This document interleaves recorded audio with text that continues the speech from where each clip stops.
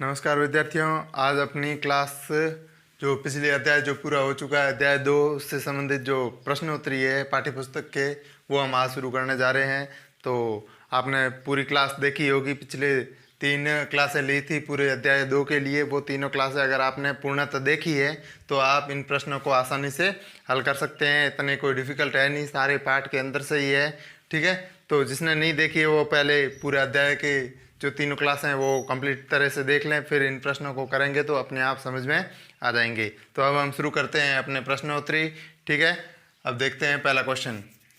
कोई विलेन लाल लिटमस को नीला कर देता। अब लिटमस में परिवर्तन, लाल लिटमस को नीला करना, इसका मतलब उसकी प्रवृत्ति जांच रहा है, प्रवृत्ति क्षारीय है या अम्लीय है। तो ये पता करने के लिए हमें क्या दिखा, लाल से नीला, लाल से नीला हो रहा है, और एक होता है नीला से लाल।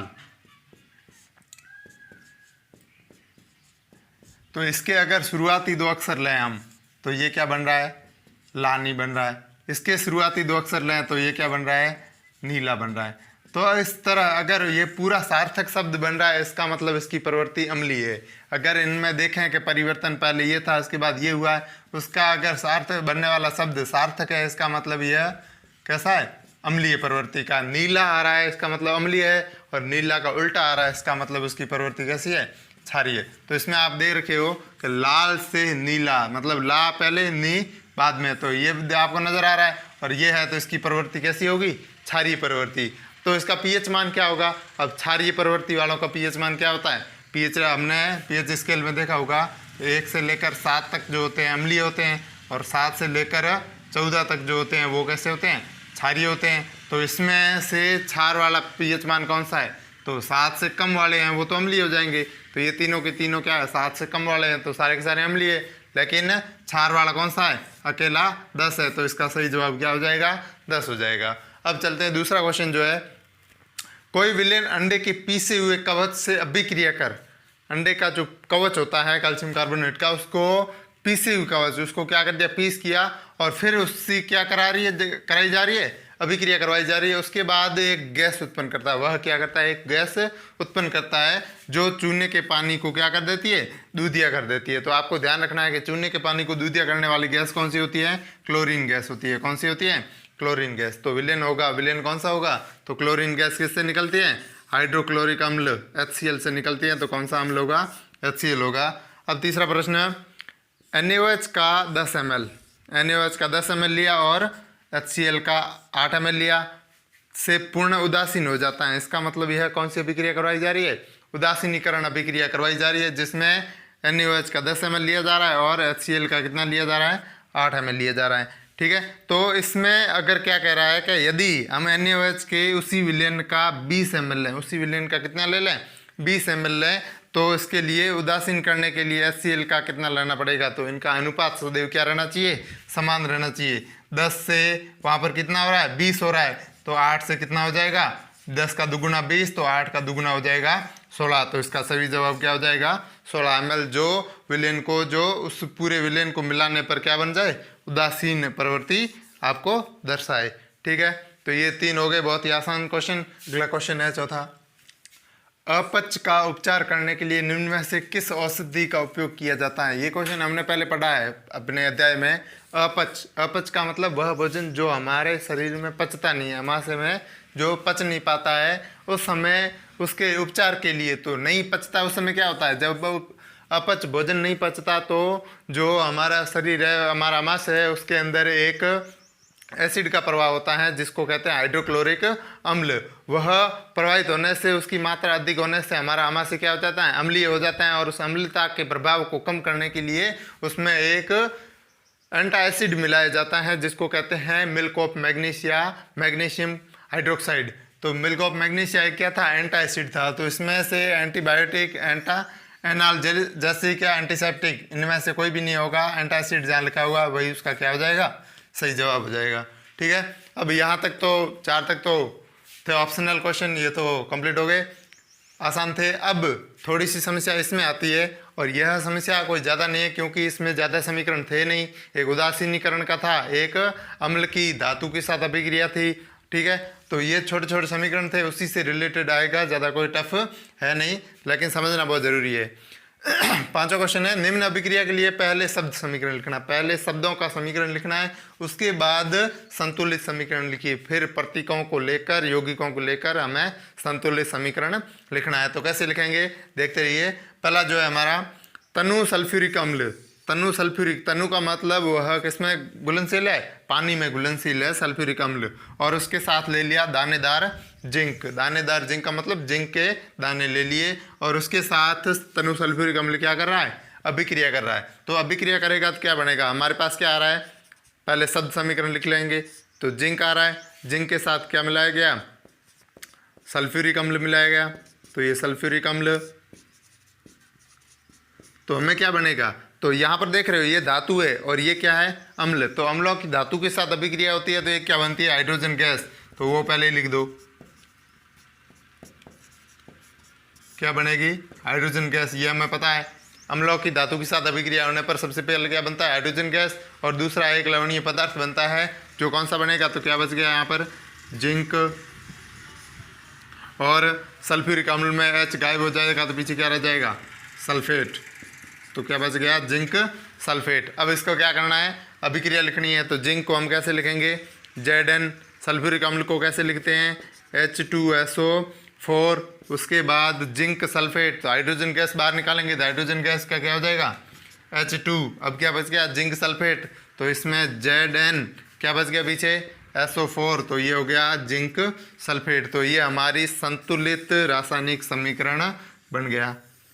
ठीक है, बहुत ही आसान था, ज़्यादा कोई टफ था नहीं। अब दूसरे क्वेश्चन को देखें तो इसमें भी क्या लिया जा रहा है, तनु हाइड्रोक्लोरिक अम्ल। ये अम्ल लिया जा रहा है, हाइड्रोक्लोरिक अम्ल, जिसको क्या कहते हैं, HCl। वो कैसा है, तनु मतलब पानी में घुला हुआ है। उसके साथ में क्या ली जा रही है, मैग्नीशियम की पट्टी ली जा रही है। और मैग्नीशियम ये क्या है, धातु। तो इसमें भी धातु की अम्ल के साथ क्या हो रही है, अभिक्रिया हो रही है। तो इसको हम पहले लिख लेंगे, क्या लिया जा रहा है, मैग्नीशियम लिया जा रहा है। मैग्नीशियम के साथ क्या मिलाया गया, हाइड्रोक्लोरिक अम्ल।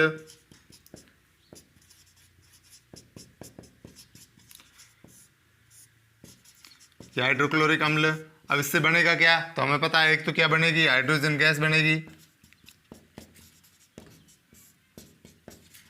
और एक लवणीय पदार्थ बनता है, वो कौन सा हो जाएगा, तो इसमें एक मैग्नीशियम, दूसरा क्या, क्लोरिक में क्या बच रहा है, क्लोरीन। तो क्या हो जाएगा, मैग्नीशियम क्लोराइड। मैग्नीशियम क्लोराइड, ये हमारा सब समीकरण हो गया। इसकी अभिक्रिया मैं यहाँ पर ऊपर लिख देता हूँ। क्या लिया जा रहा था, मैग्नीशियम लिया जा रहा था, वो Mg। उसके साथ हाइड्रोक्लोरिक अम्ल HCl। ठीक है, उसके बाद क्या बन रहा है, मैग्नीशियम क्लोराइड। तो मैग्नीशियम क्लोराइड का क्या होता है, MgCl2। उसके बाद क्या बन रही है, हाइड्रोजन गैस। हाइड्रोजन गैस कैसे लिखते हैं, H2। तो इधर देख रहे हो, अब इसको संतुलित भी करना है।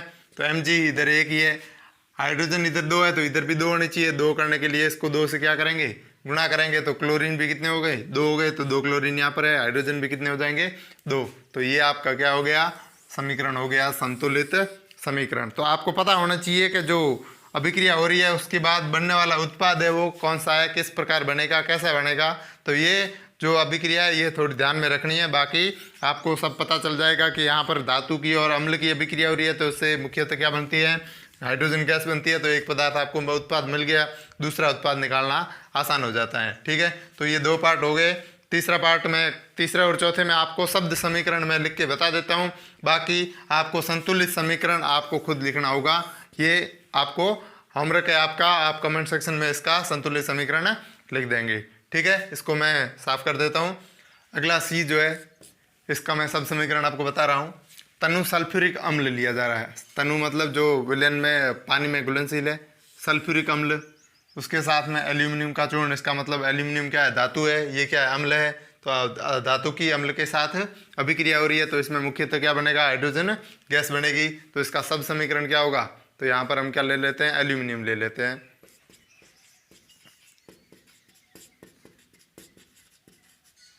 एल्यूमिनियम ले लिया, उसके साथ सल्फ्यूरिक अम्ल।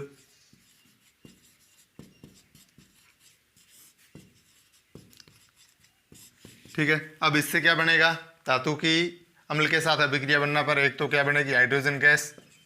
तो यहाँ पर पहले ये लिख देते हैं, हाइड्रोजन गैस बनेगी। दूसरा क्या बनेगा, एल्यूमिनियम सल्फ्यूरिक अम्ल में क्या बच जाता है, सल्फेट। तो क्या बच जाएगा, एल्यूमिनियम सल्फेट, एल्यूमिनियम सल्फेट। तो ये तो आपका हो गया शब्द समीकरण। अब क्या करना है आपको, इसको संतुलित समीकरण आपको लिख के आना है, कोशिश करना और इसको कमेंट बॉक्स में लिख लेना। अगर फिर भी ना हो, समझ में ना हो, तो मैं अगले क्लास में ये सारा आपको समझा दूंगा। लेकिन एक बार मेहनत करना जरूरी है ताकि अच्छे से समझ में आ जाए, तो ये और भी बेहतर हो जाएगा। डी का भी मैं शब्द समीकरण आपको लिख के बता देता हूँ और फिर आप संतुलित समीकरण आसानी से लिख पाओगे। तनु हाइड्रोक्लोरिक अम्ल ले लिया और दूसरा क्या ले लिया, लोहा ले लिया, लोहे का रेतन ले लिया। तो इसमें क्या क्या आएगा, आयरन आ गया, लोहा का हो या इसको आयरन कहते हैं। इसके साथ क्या ले लिया, हाइड्रोक्लोरिक अम्ल,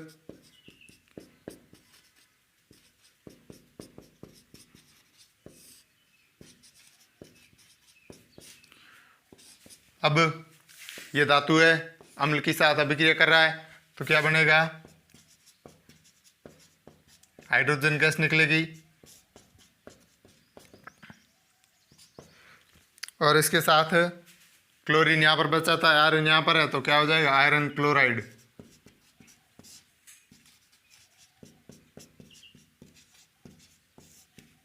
ठीक है, तो ये इसका क्या हो गया, शब्द समीकरण हो गया। अब आपको पता होना चाहिए कि आयरन को क्या कहते हैं, आयरन का प्रतीक क्या है, हाइड्रोक्लोरिक अम्ल का प्रतीक क्या है, हाइड्रोजन गैस कैसे लिखते हैं, इससे पहले मैंने करवाया, आयरन क्लोराइड कैसे लिखेंगे, ये सारी चीज़ें आपको पता होनी चाहिए। और ये कब पता होगी, जब इनको आप बार बार लिखोगे, यौगिकों को बार बार लिखोगे और बोलोगे, तब आपको ये सारा का सारा समझ में आ जाएगा और याद रह जाएगा और आप आसानी से इन समीकरणों को लिख पाओगे।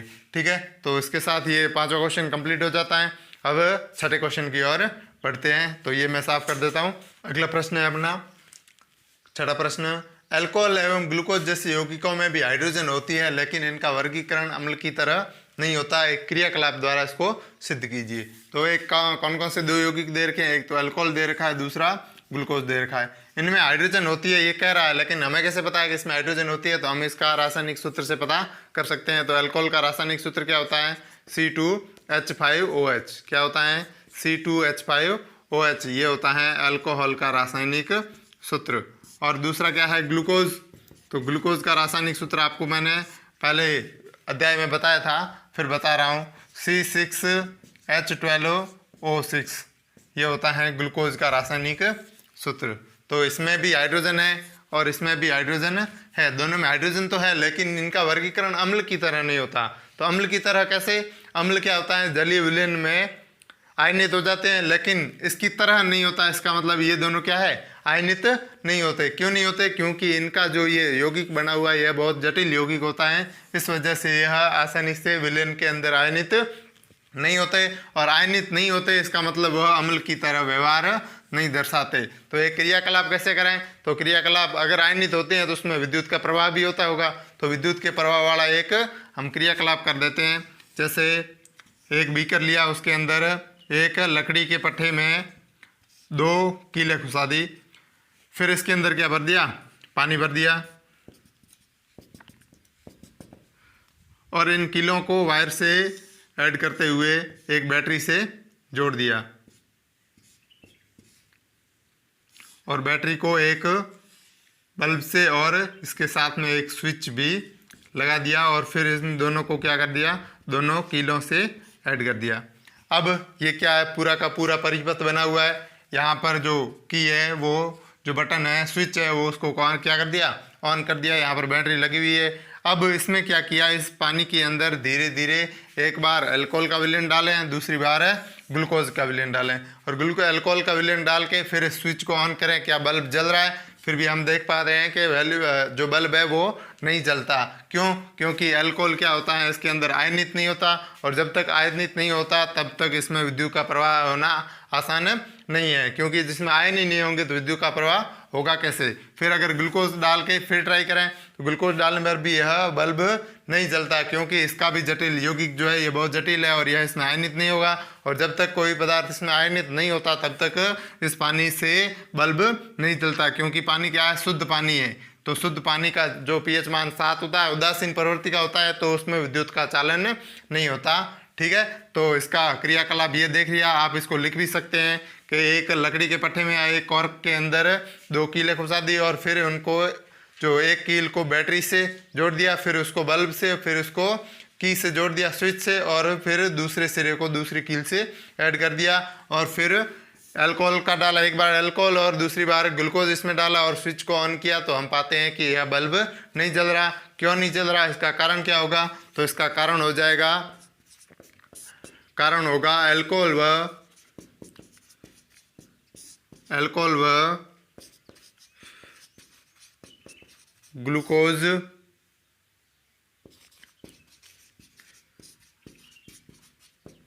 जलीय विलयन में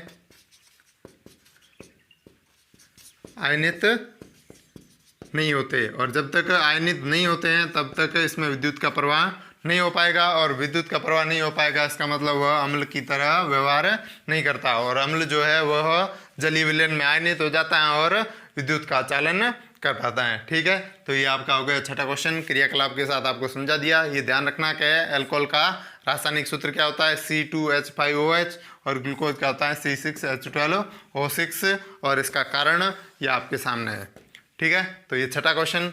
अपना अगला क्वेश्चन है 7वां प्रश्न, आश्रित जल में विद्युत का चालन क्यों नहीं होता जबकि वर्षा के जल में होता है? तो अभी हमने बात की थी आश्रित जल की, जो बीकर में हमने भरा था छठे प्रश्न में। जो आश्रित जल होता है उसका pH मान कितना होता है, 7 होता है। आश्रित जल का pH मान कितना होता है, pH मान होता है 7, और इसकी प्रवृत्ति कैसे होती है, उदासीन। तो उदासीन प्रवृत्ति में कोई भी किसी प्रकार का आयन मौजूद नहीं होता, इसलिए आश्रित जल में विद्युत का प्रवाह नहीं होता। जबकि वर्षा का जल, तो वर्षा का जो जल होता है, वर्षा जल का pH मान 6.5 से कम होता है। क्या होता है, 6.5 से कम होता है। तो 6.5 से कम है, इसका मतलब उसमें अम्ल की मात्रा है, और अम्ल की मात्रा है तो वह उस जल में क्या करेगा, आयन स्रावित करेगा, H+ आयन छोड़ेगा, और H+ आयन छोड़ेगा तो वह जल क्या हो जाएगा, आयनित हो जाएगा, और आयनित जल में विद्युत का चालन आसानी से हो जाता है। तो इसलिए आश्रित जल में विद्युत का चालन नहीं होता, क्योंकि इसका pH मान 7 होता है और इसकी प्रवृत्ति उदासीन होती है,